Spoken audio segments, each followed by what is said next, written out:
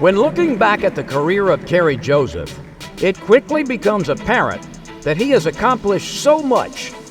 I brought a 12-year-old all-star baseball team to Iberia Parish to face their all-stars, and Kerry Joseph was on the mound. The day I'll never forget. When somebody strikes out 15 of your batters, you never forget that. I remember covering the game against Como, and I had heard about him, but I had not seen an arm quite like his as a high school thrower around here for sure. The new Iberia native splashed onto the college scene and left McNeese as perhaps the top quarterback in school history. Was Nickel State Day. He comes there and scores 2 touchdowns. We win. And then Saturday started every game after that for the next 4 years. Leading the Cowboys to 43 wins, 2 Southland Conference titles, and a Division I AA semifinal appearance in 1995. He threw for over 7,500 yards and 67 touchdowns.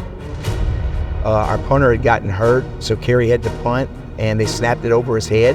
So he went back and got the football, and he punted it from like the 10-yard line, and it went all the way to the other 12. Kerry was just an amazing athlete, and like there was no task that was too big for Kerry Joseph. Throw a football. I see him throw the football the length of the football field. Joseph was the Southland and Louisiana Player of the Year in 1995 as the Cowboys posted a 13-1 record and earned the #1 national ranking. He went to the Cincinnati Bengals as a quarterback. He went to the Redskins as a running back. From there, he went to the World League, played safety, ended up getting picked up by the Seahawks, and then he sat out a year coaching high school football, and then the CFL picked him up. Oh man, love it. That's how it is in Louisiana. You just don't wear these ski masks in Louisiana. And he became a quarterback again. Joseph fakes into the end zone. The CFL All-Star was the most outstanding player when he ran and passed the Saskatchewan Roughriders to the Grey Cup Championship in 2007. Joseph steps up, takes on, first down.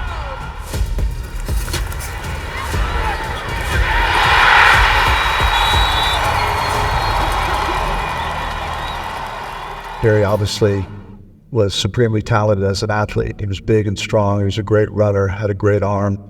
Players were drawn to him naturally. He's a great human being. He was easy to coach. He was a great person. And to lead that team in a way that brought dignity not only to himself, but most importantly to his team and his teammates. Joseph takes the knee, and the Saskatchewan Roughriders come back to Toronto and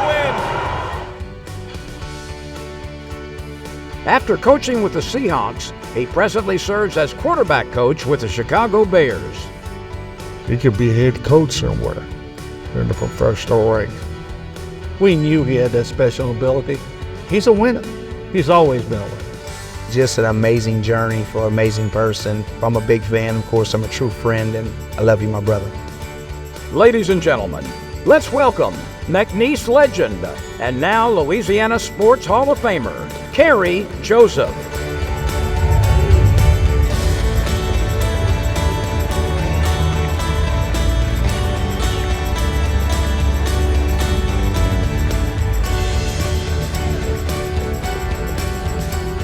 Want to make sure you saw the ovation. You're getting behind your back over there. Appreciate it. Got a lot of great people here.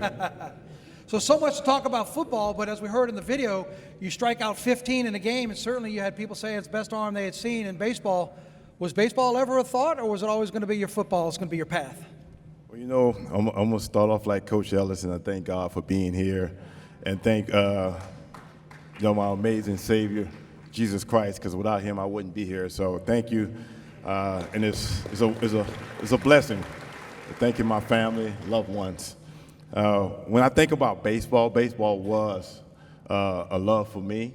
I played it at a young age, played it all the way up until my sophomore year in high school. And just listening to that video, it kind of brings back some memories of being on the mound and being able to to get it up in the mid-80s as a youngster. But I just, for some reason, I decided to go throw the javelin and the discus and win state instead of playing baseball. And then football enters the scene, and you take over from there. So the success in high school, what landed you in Lake Charles to be a Cowboy at McNeese? I tell you what, I had an opportunity. I got offered by Southern University, Northwestern State University, UL Lafayette. I think it kind of made me upset. It was USL at the time. They wanted me to come and walk on as a punter and to be an athlete. So it kind of discouraged me a little bit. And I said, you know what, I might as well go down to Lake Charles. You saw Coach Bobby Kiesler up there talking about it. He was from New Iberia, went there for a visit.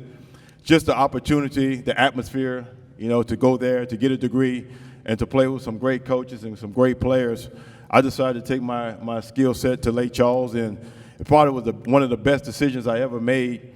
I wasn't sure I wanted to do that. I had an opportunity to come here to Northwestern, and I turned that visit down once my dad said, I think you need to turn around, go up in that room, and take that offer to McNeese. And I listened to my dad.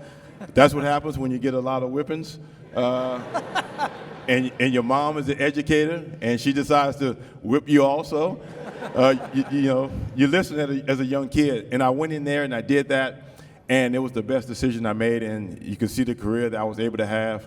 But it wasn't because of me. It was also because of my great coaches and teammates and friends that I was able to develop along that journey at McNeese State University. Was there a time while you were in Lake Charles when you realized this was the right decision, or was it after the fact, when on a night like tonight, when you get to look back and see the success you had?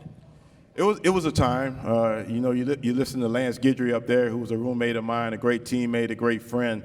I wanted to leave, actually, after my during my red shirt year, because I thought I should be playing.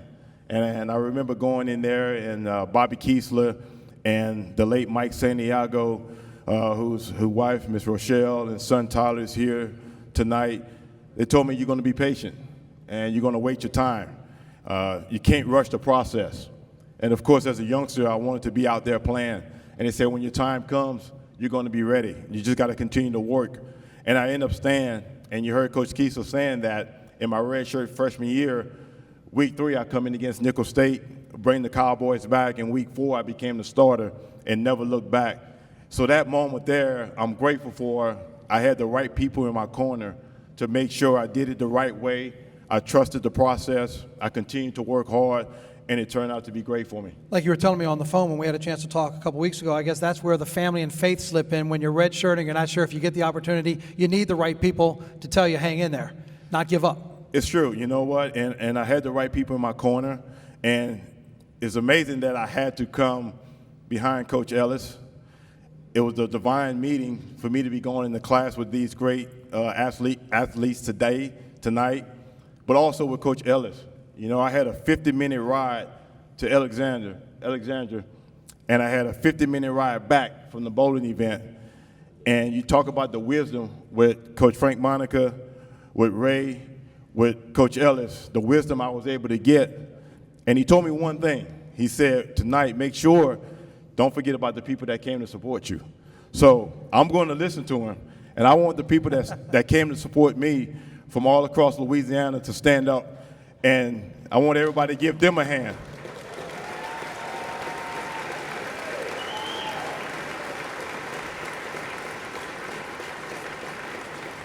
And I want to take this time also to say, from the bottom of my heart, thank you, because I had the right people in my corner to make sure I didn't go the wrong way. When I talk about family, when I talk about faith, when I talk about my dad, the late Donald Joseph, and my mom, Geraldine Joseph, when you talk about faith, you talk about growing up in the South, in the Southern Baptist Church, and you had to be in church at 6:30 in the morning.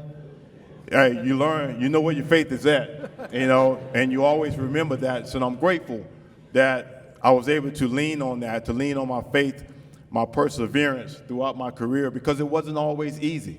I had to switch positions. I had to go to the CFL. I had to go to NFL Europe. It wasn't always easy for Kerry Joseph, but I was able to always to rely on my foundation, to go back on the things that I was taught as a young kid, and I was able to do that. I was always able to go back to that competitive environment that my dad created for myself and my brothers. And just leaning on that, One thing I learned was I wasn't always the most talented, but the hard work and the dedication with the faith, you wasn't going to outwork me. I was going to always be the last one in the building, last one on the field, and that's the perseverance now that I share as a professional coach.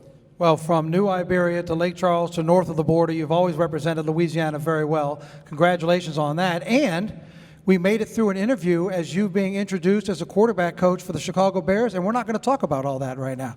With that's a hot topic right now in the NFL. You know what? It's a hot topic. The target is big. But you know what? We don't feel pressure. We apply pressure. And that's what we have to do. And I got to be careful.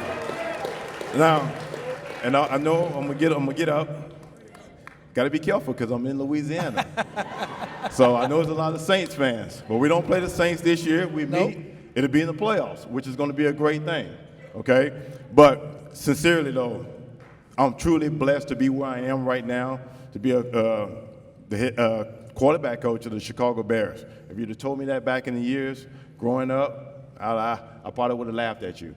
But it's a blessing to take everything that I've been through, everything that I've had to learn on this journey, now to be able to pay it forward and to give it back to this next generation of athletes. And that's what I'm trying to do, just like Coach Ellis talked about. That's what we have to do to continue to make this world a great place. Well, good luck in Chicago, and thank you for sharing tonight with us. It's our honor. Kerry Joseph, everybody.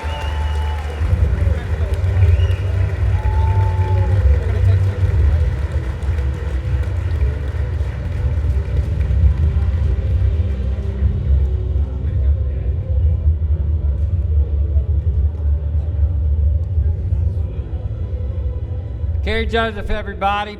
Give yourselves a hand. Y'all have been one of the most responsive crowds we've ever had.